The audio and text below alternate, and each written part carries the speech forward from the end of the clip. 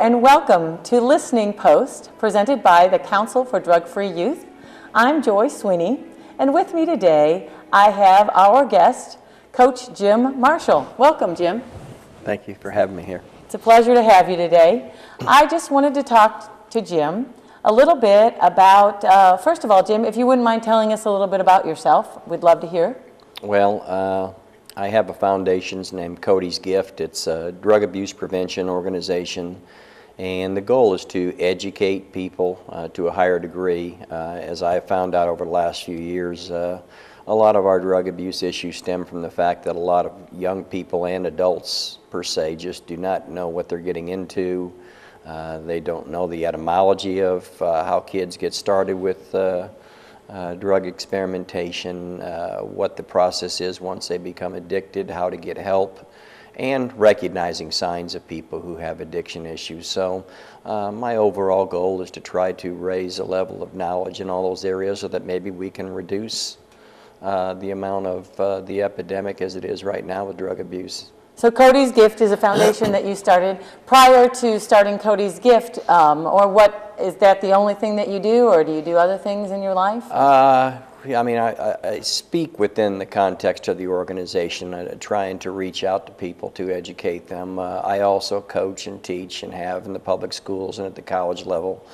So yeah, education's been my gig, so to speak, for a long time, and this is a part of who I am, an educator. Right, so, and you've been around young people virtually your entire career as an educator and a coach. Correct. That's been my passion and my love for a long time. Yeah, well, and that comes through in everything that I've seen you do. So what prompted you to start Cody's Gift? I know that this just didn't come out of the blue. I know there was a tragedy in your life. As I tell people when I speak at their schools or anywhere I speak, this wasn't something I was doing prior to 2011. Unfortunately, loss of my son to a drug overdose is what stimulated my means of developing this education program. I, like many others, didn't have half or a third of the knowledge that I have now about why kids do this, how they get started, and how the addiction takes over. So I guess you could say it's a coping mechanism I have to take my situation and try to make a positive out of it with the information that we give people. Okay, well, and so, okay, you touched on a couple of things there. First of all, obviously, you got started because of the loss of your son, and you know, most people or many people are not familiar with your tragic story. And if you wouldn't mind, it would be, I think, something that would be relevant to share. Sure. My son passed of an overdose in September 2011, and looking back at the scenario and now looking back at what kids do to self-medicate and why self-medication turns into drug abuse and addiction, that's what I see happen to my son in terms of anxiety and depression, and reached out and self-medicated, and the end result, you know, was an addiction that turned into a death. And now that I know the cycle and the chain and how it starts and how it moves along and ends, I use his story to try to give testimony to what this epidemic is and why so many people are affected. You know, we have a lot of stereotypes about drug abuse, as I did before then too. We think it happens to certain kids, certain families. We think kids are doing it recreationally all the time and just for the fun, and really all those are incorrect stereotypes. So part of my education program is to break down what we as parents or adults think drug abuse is, so that they know that it's really not what we've thought it was in the past. There's a lot of coping, there's a lot of stress, and there are a lot of good kids who are getting involved in situations that we would have never guessed our kids would, for that simple reason, to take the edge off of stress and cope with life's issues. Well, and you've talked, I've heard you speak several times, and you've mentioned, you know, why kids do this, and you mentioned your son started as a coping mechanism, and then you also mentioned right here, that, you know, parents have these stereotypes or stigmas that are attached to, oh, well, my kid would never be involved. Why do you think, or how do you think we can alleviate that or educate both students and parents to move beyond this? Yeah, I think from the kid's standpoint, we need to educate them at a very early age, and some people would disagree with me that 5th, 6th, 7th grade is too early, but I think they need to know that early, because that's when they start recognizing stress and antagonism and depression and bullying and such, and they start to run away from their problems, and the availability of what kids can self-medicate is out there in large numbers, and I didn't know that, and I'm sure a lot of parents don't know it. But they need to hear it at an early age. You know, part of that age group is curiosity. Oh, I feel like if we educate them, we take the curiosity away from the situation, because there is nothing that they shouldn't know about it before they make that decision.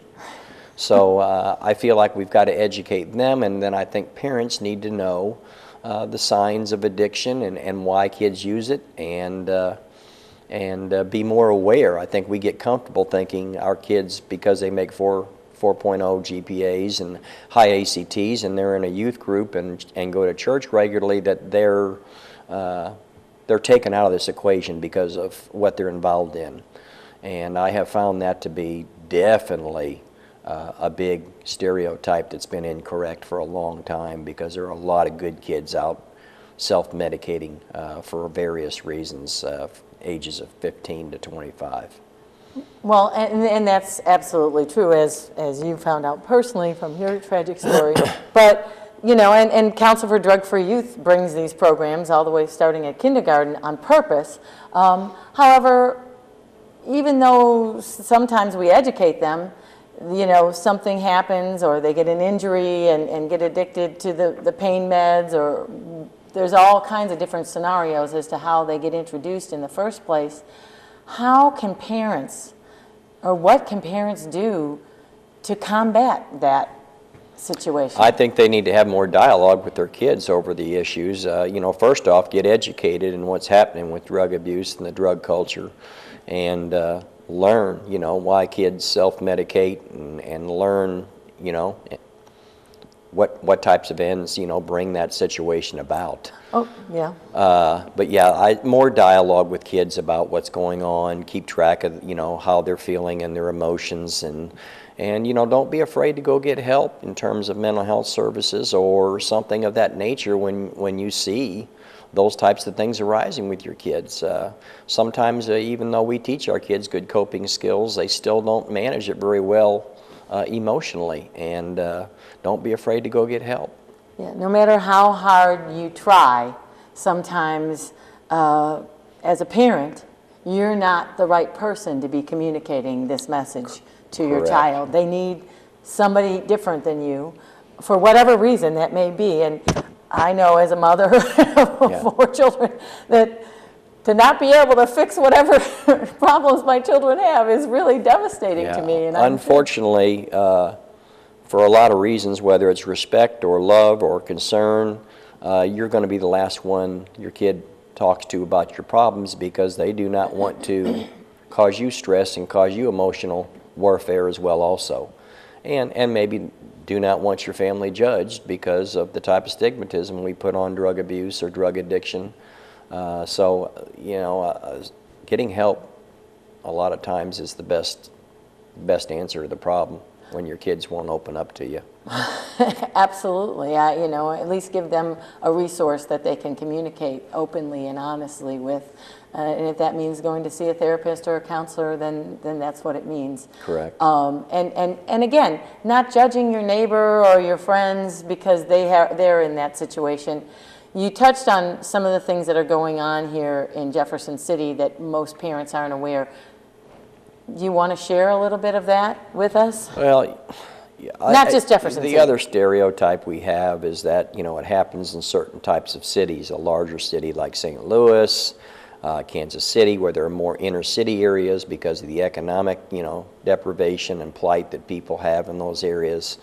And, you know, quite frankly, Jefferson City is no different than any other city. We have our numbers and we have our issues, and I've done research with ambulance runs on overdoses in Jefferson City, and we're no different. You know, we have 125 to 150 every year, and that's a staggering number right there. yeah, that hits home, because when you do statistics on that, you're thinking in a year that's like every 2 or 3 days. Right. And that kind of blows anybody's mind to think that, you know, in their own town that there's somebody on a phone calling the ambulance service to come rescue their son or daughter. Every other day? Every couple of days or every other day. And that doesn't include how many people have been run in by their friends or their moms and dads that didn't count in the statistical report, because, you know, there are those too. So I think that needs to be addressed in every community too, you know, that we have this issue, and it's alive, and it's breathing. It's a monster or epidemic, whatever word you want to use. It's all over the nation right now. It's tragic, but it's happening, and it's happening right here. Right. And parents need to be cognizant of that fact. Yeah. Otherwise, they can't they can't even look for warning signs if they don't even recognize that it exists. Yeah. If it wasn't that bad in every town, we wouldn't have a 1 in 16 ratio minute-wise to deaths. I mean, right now, a kid dies every 16 minutes in this country of an overdose. So if it wasn't that bad in every town, we wouldn't have that statistic to deal with nationally. No, that's a staggering number too. And what are we, you know, as I've said, I've heard you speak to youth, what are we doing to tell the students about this, and tell the students about how it's not just the kids on the, you know, from Well, I mean, traditionally, you know, we bring in some groups like your group to educate people, and we've had DARE programs in the past, and maybe we've had some speakers come into schools here and there, which there's nothing wrong. They're all good programs, and they've all had their success, and they've all had their impact. The issue at hand is the problem is so bad, I don't think what we're doing is enough. Okay. So part of what I'm doing is trying to, besides talking to people and educating them, whether it's at schools or whatever, functions or whatever, is to try to bring people to an understanding in school districts that we need a lot more than what we have right now. You know, maybe it might take an all-inclusive class the kids take on that issue. You know, and what age, the earlier the better. Yeah, the earlier the better. Obviously, the earlier that you learn coping skills and life skills, the better off you're going to be at utilizing them and implementing them into your practices. And understand where people tend to kind of turn to take care of those situations when they have bad situations, because I don't know that any kid, once they start using those things to cope, understand what they're really getting into and why they're doing it. No, I don't either. Well, I am so grateful for you coming today and sharing your story with us. I know that Council for Drug-Free Youth appreciates you coming and talking to the students when you're available. And I know you've talked to students all throughout Missouri and the nation as well. And it's unfortunate that this tragic situation had to put you into this circumstance, but I appreciate you creating Cody's Gift and sharing your story and being so honest and open about it. And Council for Drug-Free Youth, really, Coach Jim Marshall, your time and your effort with our students is impressive. It's just inspirational. And we have many opportunities for Coach Marshall to come and speak to your schools through the Cody's Gift Foundation or through the Council for Drug-Free Youth. Our website is going to be on your screen shortly, our phone number. Anytime you'd like to get in touch with myself or Coach Marshall or bring programming to your school or your youth group or parents, please don't hesitate to give us a call. We would like to be part of any solution that you're seeking to prevent substance abuse for youth. Thank you so much, and have a great day.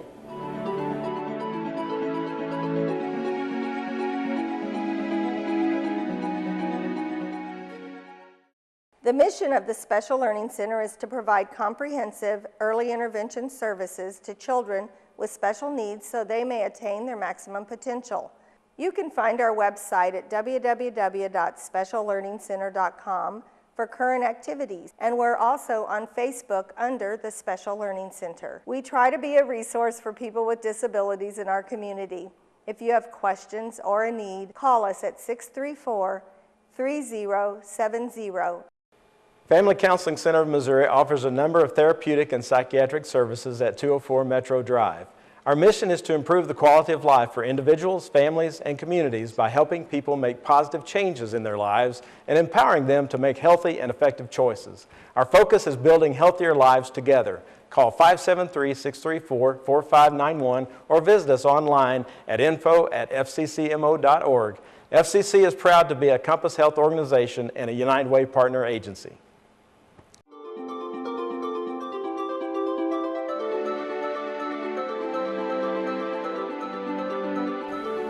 Welcome back. I'm Joyce Sweeney, and we're speaking with Coach Jim Marshall here representing Cody's Gift. And Jim, we've been talking about all kinds of different things with substance abuse prevention and overdoses and how they're becoming an epidemic in our communities. Maybe you can just share some suggestions or some thoughts as to what parents can do to, or signs, how can parents know if their children are in danger? It's not a perfect science because that's one of the reasons that this epidemic is as bad as it is. It's not easy to recognize. It's not like when a kid's been abusing a prescription pill, you can smell it like alcohol or you can see it in their eyes. So that they can continue to be rather functional under prescription abuse or some of the things that are going on out there with the synthetic drugs that are out there, designer drugs. So the main character to watch is their personality, their behavior. And when an addiction, becomes severe or becomes strong, that person will change. And there will be inconsistencies with who they were in the past. There'll be behavior and mannerisms that you don't recognize to be associated to that person. Maybe from passive to confrontational, maybe from telling more mistruths about where they're at or what they're doing, maybe not bringing their friends around anymore because they're afraid you might detect that type of friend would be not the type of person you want them hanging around. So just changes, gradual changes, and then those gradual changes become consistent. That's kind of who they are every day. And I would say if you notice those types of things, and then you take it to the next level and you start monitoring their behavior on a higher level. You're checking their car, you're checking their room, you're checking their drawers, and you're paying 10 times more attention to who they're with and what they're doing. And if things continue to spiral in that direction, then you have to maybe seek some help or find some type of situation to get them drug tested and seek help from people who probably can give you better information than what we've given you right now. And you mentioned seek some help. What resources do parents in our community have to get some help? You have high school counselors. You have organizations like yourself, Drug Free Youth Council. You have law enforcement who obviously they see it every day, so they kind of know the patterns of behavior and what's happening. And you also have recovery and rehab places who are willing to give you information about those situations as well too. But I would suggest to any parent, no matter how well educated they think they are on this issue, to ask professionals where they should seek some help or what they should do in this scenario. Because quite frankly, the skills that our parents gave us in the past about how to deal with issues in kids don't really work with this drug epidemic.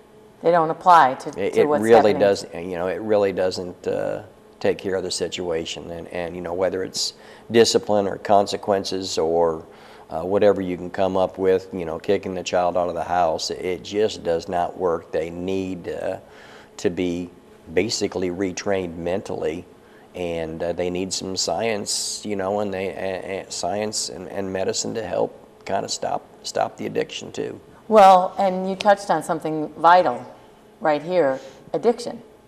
it's a disease. Right. And that's something that... Right.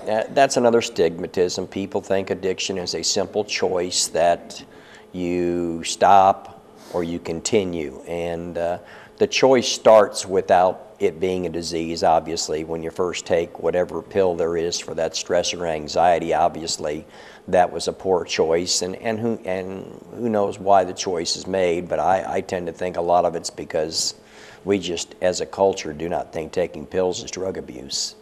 And so many kids take them on a regular basis. Why would they? But, you know, that's a whole different story. But the bottom line is it starts with a choice. And then once some of these opiate painkillers become a dependent situation that you have to have and turn into an addiction, it's no longer a choice. Just like cancer is not a choice once you contract it, or diabetes.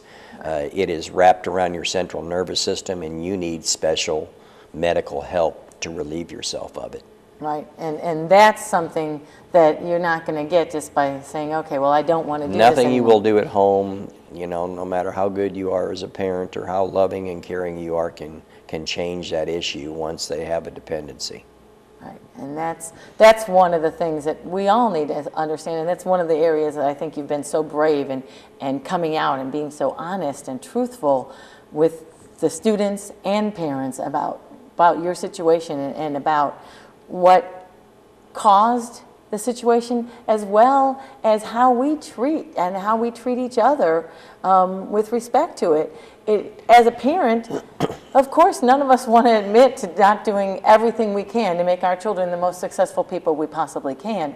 So to come out and say, I did everything in my power, but this addiction took over and it was beyond my control to solve this problem, that's a hard pill to swallow. I really believe that the recovery rate is as poor as it is, and 10% is usually a recovery rate for a strong addict. I really believe part of it is because people will not ask for help because of fear of the stigmatism and judgment that they have of being a drug addict. And parents and families are the same way. They do not want that to be exposed to the community, so they are hesitant to go ask for help too. So when you have that combination, the kid may be on this problem or within this problem too long of a period of time for it to actually be fixed, because every day you have a smaller chance of being fixed that you have been an addict. So I mean, if we try our traditional parenting methods for 2, 3, 4, 5, 6 months and they're not working while the kid continues to use and have this addiction, you know, every day it drops the percentage of chance we have of getting them fixed. Yeah, and coming up with a solution that's going to result in full recovery. Correct. I know currently I'm helping a former heroin addict go up to a methadone clinic, and it almost seems like she's going from one addiction to another, but it has to be a gradual process. It's not like you just snap your fingers and you're no longer addicted. And that's one of the things that it's been a struggle for me to understand, and I can't even imagine if this was my child, Right. you know, how difficult it would be. So parents have resources. Do you have any resources available on your website? I have a resource link, or links that actually explain what addiction is, or how addiction starts, or what coping situations lead kids to doing these types of things, and then I have the recovery side of the problem too, you know, and links where people can seek help or ask for recovery situations. And find solutions that way. Are there readily available recovery solutions here in Jefferson City? Yes, there are. There are recovery centers here in every town. Unfortunately, the problem is so big and so large and so bad, sometimes it takes a while to get in. It's not uncommon for someone who wants to get help to be told, we can get you in 3 or 4 months, but we're full right now. Oh, wow. That's tragic, too. I mean, well, if in 3 or 4 months... Again, every day that goes by that they continue to use, there's a smaller chance they'll ever be fixed. Or, in the meantime, because of their addiction, what types of legal trouble might they get into you know, before they can actually get help also. Before the problem is solved. Correct. Wow. Well, Coach Marshall, again, thank you so much for sharing your story. You've been watching Listening Post, presented by Council for Drug-Free Youth. And as mentioned previously, Council for Drug-Free Youth would love to have you contact us at the website or our phone number, or contact Coach Marshall if there's any way that we can help you or your children with any of your needs. Thank you so much for watching.